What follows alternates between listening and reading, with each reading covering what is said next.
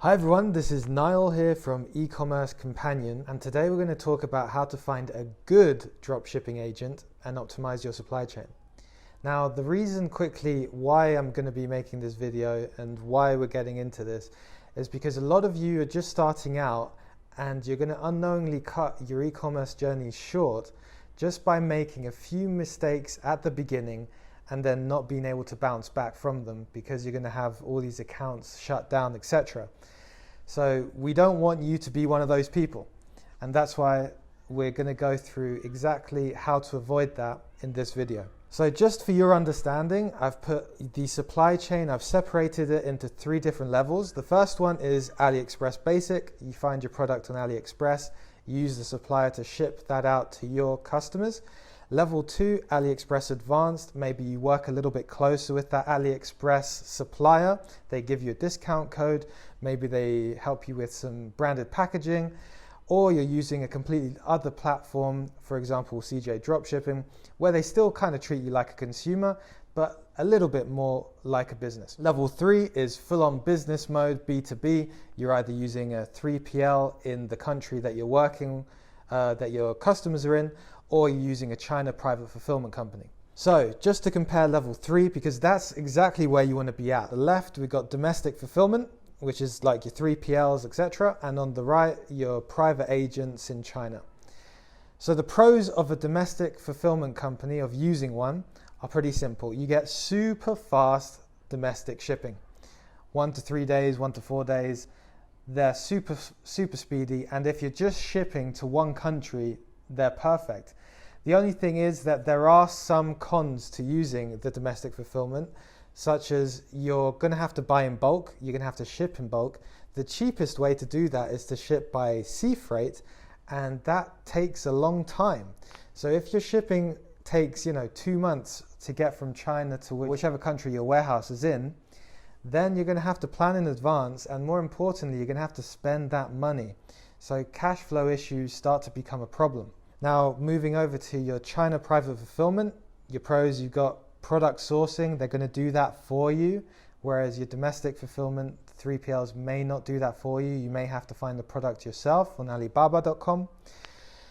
You're also not going to have processing delays, but that's the same as the 3PLs domestic. Fast shipping for most products, which is not going to be as fast as the domestic fulfillment, but it's still going to be pretty fast, especially if you're shipping to places like the UK. Super fast shipping. Then you have cost-effective international shipping. That's where you're shipping to multiple countries, and it's going to be way more cost-effective than if you're shipping from, say, a 3PL in the US over to the UK and over to Australia. It's just going to be way cheaper to do it straight from China. Then you have your automatic fulfillment, which both sides have, electronically fulfilled, and your customers are going to receive their tracking numbers without you having to lift a finger. And finally, inventory management. Usually your China private fulfillment agent will do that for you. They'll manage your inventory, let you know, okay, we need to buy more, send me some more money, etc. Whereas the domestic fulfillment side may not necessarily help you with the actual inventory management. So it's another headache for you to manage if you go down that route. Now, some of the cons of using a private agent, you will still have to bulk order. Why? Because you want them to have the product in their warehouse. As soon as your orders start coming through, you want those orders to be processed in under 24 hours. If the product isn't already at your agent's warehouse, then they're not going to be able to fulfill them as quickly. So bulk orders are still a must. Secondly, you're going to want to have a consistent amount of orders per day. Some agents ask you for a higher MOQ, maybe 10, maybe 50, maybe 100. It really depends on the agent. And you're also going to want to have to determine the trustworthiness of the agent. Not just can you share your product with them, which in most cases is not an issue, but also are they going to be transparent with you with any issues that come up? How is their communication going to be with you? Are they going to keep you in the loop, or are they going to wait until your customers complain for you to find out, which is already going to be too late? And the final con of using a private agent will be the payment, which isn't that much of a deal. I've got it under cons, but it's not a super huge deal. You sign up to wise.com or Payoneer. The fees are pretty low these days. It's a lot easier than it used to be back in the day, so not really a massive issue. So those are the two options you have, unless you do kind of in-house fulfillment where you're already going to be a lot more advanced at that point. So if you haven't found a private agent yet, you can look on Upwork, search Chinese dropshipping agent or dropshipping agent. You can search on Facebook groups. There are a lot of Facebook groups that have agents. You can search on Alibaba, dropshipping agent. Look to your favorite YouTuber. They often will have an agent themselves, as they're really dropshipping themselves. If they don't advertise their agent, you can maybe contact them directly and ask them. And if none of the above works, ask any friends or familiars that you have in the e-commerce space, or just drop a message in a Facebook group that you're in, because often the agents are hanging around waiting for someone to ask for an agent, and then they'll respond to you in the comments or they'll drop you a DM. Right, so say you've now found a couple of options. What should you do to determine which agent to go with? I've got a long list here that you can screenshot if you want, but we're going to go through each one individually now. The first is price. So most people always think price is the most important. I'm going to go with the lowest priced agent, which is not necessarily the best. Sometimes you want to consider, okay, what kind of service are they going to give me? How much hair am I going to lose working with this low priced agent? And you can usually get an inkling of how they are just by the initial contact you have with them, asking them the price for this product, or to get a quote from them, etc. Asking different bits and pieces of information that we'll go through in this presentation. You'll be able to figure out or get an idea of how they are. But yeah, don't just necessarily consider price. Unless the price is like way too high for you to make any profit, then of course go with the price that allows you to make a profit, and a decent profit at that. Okay, the next thing you're going to want to consider is the sourcing and quality control. Do they offer free sourcing if you meet the minimum orders per day? If not, are they going to charge you a lot? In some cases, they're going to kind of hide the sourcing fee within the product price, which isn't a big issue. As long as you have as long as you can still make money, it shouldn't be a problem. You're also going to want to clearly communicate your requirements with them and see if they can meet those requirements. So make sure they understand you want a high quality product, not some cheap knockoff, even if the price is cheaper. You want no imperfections, no scratches, no dirt, nothing that's going to make the product look less than premium, because obviously you want your customers to have a good customer experience. And finally, you want to know if the product has any issues, if you can replace them. And they may have to communicate with the factory to determine that. Before you make any bulk order, you're going to want to get samples. Now, if you already have a good relationship with the agent, you can ask them to get a few different samples and compare for you, take some photos, and then you can compare, how good each sample from different factories is. You also are going to want to consider if these factories have different MOQs themselves. Maybe you're ordering in bulk, some of them might have 50, some of them 100. Compare the different factories and determine which one you want to go with.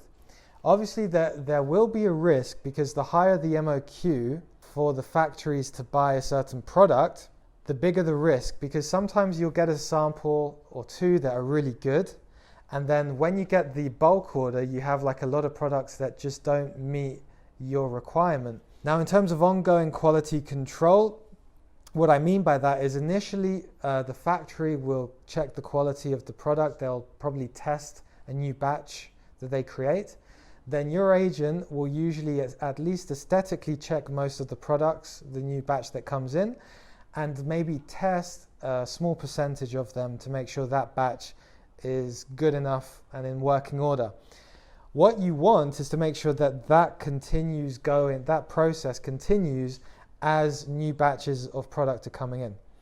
All right, so just to give you an idea of the process of how it works from left to right, we have the product is created by the factory. The factory stores the product waiting for an order to come in. Your agent places an order on your behalf and the product is shipped in bulk to your agent's warehouse. Now at that point you start getting orders hopefully, and your agent, if the quality is all good, will fulfill those orders within 24 hours. Those orders are passed on to your courier or the agent's courier that they use, and that courier will usually come to pick up the multiple packages for the multiple orders, and they are then shipped to your customer eventually. So that's basically a very simple overview of how it works, just to give you an idea. Now, another very important thing that you want to consider is the branding. Ask the agent, okay, can I brand this product? Can I at least brand the packaging? What kind of branding can I do? What kind of packaging can I get? Do I want high quality packaging, which may cost a bit more, which may be a bit heavier? Or do I want cheaper packaging that's lighter, that's not going to cost as much to ship? Things you can ask your agent what my options are. And also, can I use any inserts? Can I have a card or a pamphlet, anything that is going to allow the customer to determine, okay, this is the product from that brand that I bought, with the same colors and the same pamphlet, with the same instruction manual, etc. To give your customer basically a good customer experience, which at the end of the day is the most important for a long-term brand. Now, another very important feature to ask your agent about is the after-sales support. So in which case does your agent offer reshipments? Often they'll offer reshipments with a damaged or broken product. Any shipping damage, maybe the package was opened because of very rough handling.